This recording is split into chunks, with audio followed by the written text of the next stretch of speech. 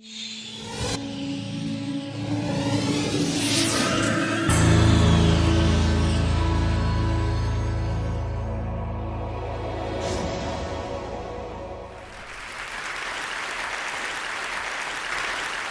grew up interacting with the physical objects around us, and there are an enormous number of them that we every day use. Unlike our most computing devices, these objects are much more fun to use with. When you talk about objects, one another thing automatically comes attached to that thing, and that is gestures, how we manipulate these objects, how we use this object in everyday life. We use gestures not only to interact with these objects, but we also use to interact with each other. Like gesture of namaste, maybe to respect someone, or maybe in India, I don't need to teach a kid that this means 4 runs in cricket. It comes as a part of our everyday learning. So I'm very interested from beginning that how can our knowledge about everyday objects and the gestures and how we use this object can be leveraged to our interaction with the digital world. Rather than using a keyboard and mouse, why can I not use my computer in the same way that I interact in the physical world? So I started this exploration around 8 years back, and it literally started with a mouse on my desk. Rather than using that for computer, I actually opened it. And most of you might be aware that in those days, the mouse used to come with a ball inside, and there are 2 rollers that actually guides the computer that where the ball is moving and accordingly where the mouse is moving. So I was interested in these 2 rollers. And I actually wanted more, so I borrowed another mouse from a friend, never returned him, and I have now 4 rollers. What interestingly I did with these rollers is basically I took them off from these mouses and then put in a one line. It had some strings and pulleys and some spring. And what I got is basically a gesture interface device that actually acts as a motion sensing device made out of $2. So here, whatever movement I do in my physical world is actually replicated inside the digital world just using this small device that I made around 8 years back in 2000. Because I was interested in integrating these 2 worlds, I thought of sticky notes. I thought, why can I not connect the normal interface of physical sticky note to our digital world? A message written on a sticky note with my mom on a paper can come to an SMS, or maybe a meeting reminder automatically syncs with my digital calendar. And a to-do list automatically syncs with you. But you can also search in the digital world, or maybe you can write a query saying, what is Dr. Smith's address? And this small system actually prints out. So it actually acts as a paper input-output system, just made out of paper.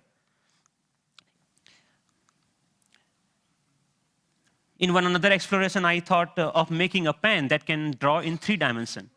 So I implemented this pen that can help designers and architects not only think in 3 dimensions, but they can actually draw so that it's more intuitive to use that way. Then I thought, why not making a Google map, but physical world? Rather than typing a keyword to find something, I put my objects on top of that. If I put a boarding pass, it will show me where is your flight gate.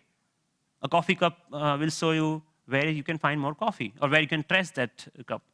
So this was some of the earlier explorations I did, because the goal was to connect these 2 worlds seamlessly. Among all these experiments, there was one thing very common. I was trying to bring a part of the physical world to the digital world. I was taking some part of the objects or anything intuitiveness of the real life and bringing them to digital world. Because the goal was to make our computing interfaces more intuitive. But then I realized that we humans actually are not interested in computing. What we are interested is in information. We want to know about things. We want to know about dynamic things going around. So I thought about last year, in the beginning of the last year, I started thinking that why can I not take this approach in reverse way? Maybe how about I take my digital world and paint the physical world with that digital information? Because pixels are actually right now confined in these rectangular devices that fits in our pocket. Why can I not remove this confine and take that to my everyday objects, everyday life, so that I don't need to learn the new language for interacting with those pixels? So in order to realize this dream, actually I thought of putting a big size projector on my head. I think that's why it's called head-mounted projector, isn't it? I took it very literally and took my bike helmet, put a little bit cut over there so that project actually fits nicely. So now what I can do, I can augment the world around me with this digital information. But later, I realized that I actually wanted to interact with those digital pixels also. So I put a small camera over there that acts as a digital eye. Later, we moved to a much better or consumer-oriented pendant version of that many of you are now knowing as sixth sense device. But the most interesting thing about this particular technology is that you can carry your digital world with you wherever you go with you. You can start using any surface, any wall around you as an interface. The camera is actually tracking all your gestures. Whatever you are doing with your hands, it's understanding that gesture. And actually, if you see, there are some color markers that in the beginning version we were using over there. You can start painting on any wall, that you stop by a wall and start painting on that wall. But we are not only tracking here one finger. We are giving you the freedom of using both of hands. So you actually can use both of your hands to zoom into or zoom out a map just by pinching operation over here. The camera is actually doing just getting all the images, it's doing the age recognition and also the color recognitions, and so many small algorithms are going inside. So technically it's a little bit so complex, but it gives you an output which is more intuitive to use in some sense.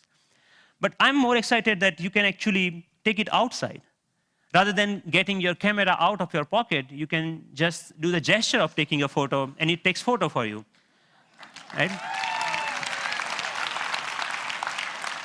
Thank you. And later, I can find a wall, anywhere a wall, and start browsing these photos. Or maybe, OK, I want to modify this photo a little bit and send it as an email to a friend. So we are looking for an era where computing will actually merge with the physical world. And of course, if you don't have any surface, you can start using your palm for simple operation. I'm here, I'm dialing a phone number just using my hand. Yep. The camera is actually not only understanding your hand movements, but interestingly, it's also able to understand what objects you are holding in your hand. What we are doing here is actually, for example, in this case, the book cover is matched with so many thousands or maybe millions of books online, and checking out which book it is. Once it has that information, it finds out more reviews about that, or maybe New York Times had a sound overview on that, so you can actually hear on a physical book as a review of a sound. Gave a famous talk at Harvard University. This was Obama's last visit last week to MIT. And in particular, I want to thank two outstanding MIT So I was seeing the live of his talk outside in just a newspaper. Your newspaper will show you live of your weather information rather than having updated you have to check your computer in order to do that, right?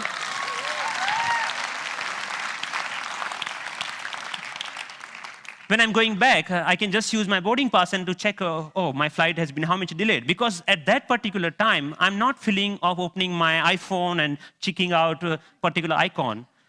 And I think this technology will not only change the way, yes, it will change the way we interact with people also, not only the physical world.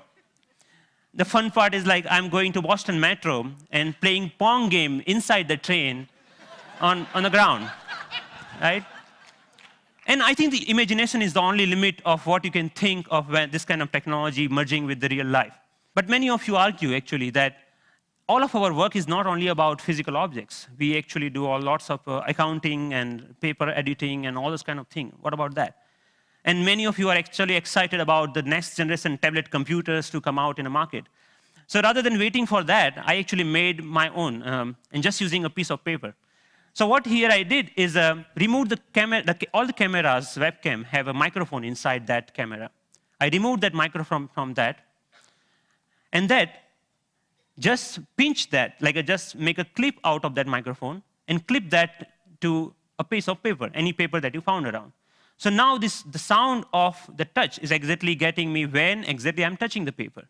But the camera is actually tracking where my fingers are moving. You can, of course, watch movies. Good afternoon. My name is Russell, and I am a wilderness explorer in Tribe 54. And you can, of course, play games. Here, the camera is actually understanding how you're holding the paper and playing the car racing game.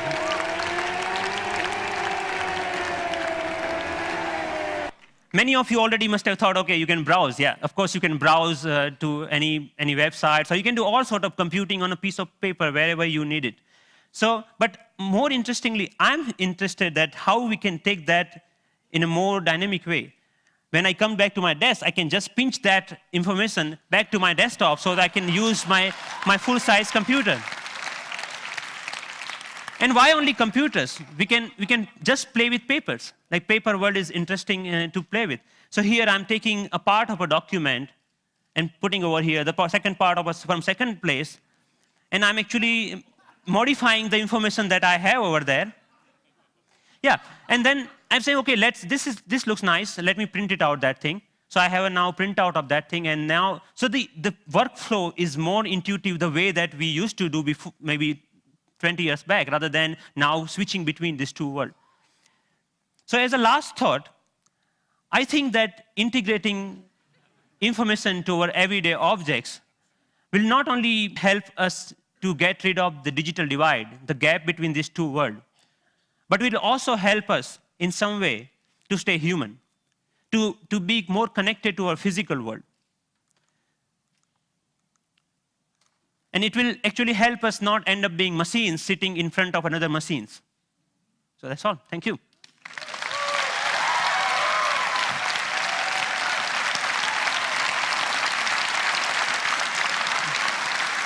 Thank you. Thank you. Thank you. Thank you. Thank you. So Pranav, first of all, I mean, you're a genius. This is incredible, really. Thanks a lot. What are you doing with this? Is there a company being planned, or is this research forever, or what? So there are lots of companies, actually sponsored companies of Media Lab, interested in taking this ahead in a one or the way. Companies like mobile phone operators want to take this in a different way than the NGOs in India are thinking that why can we only have sixth sense? We should have a fifth sense for missing sense people who cannot speak. Maybe this technology can be used for them to speak out in a different way, maybe speaker system.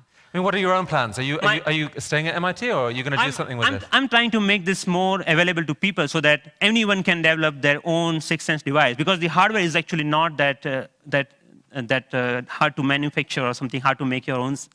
And I will provide all the open source software for them, maybe starting next month. Yeah. So that open source? Wow. Yes. Wow. Yep. Are you going to come back to India with some of this at some point? Yes, of course. I mean, what are your plans? MIT, India, how are you going to split your time going forward? There is a lots of energy here, lots of learning. Like all of this work that you have ever seen is all about my learning in India. And now, even if you see, it's more about the cost effectiveness. This system costs you $300 compared to the like $20,000 of Surface tables or anything like that. Or maybe even the $2 mouse gesture system at that time was costing around like $5,000. So we actually, I showed that to, in one of the conference to President Abdul Kalam at that time. And then he said, okay, we should use this in Bhabha Atomic Research Center for some use of that. So I'm more excited about how I can bring the technology to masses rather than just staying that technology into lab or environment, something like that. Based on the people we've seen at TED, I would say you're truly one of the 2 or 3 best inventors in the world right now. And it's been an honor to have you here at TED. Thank you. Thank you so much. Nice meeting you. It was fantastic.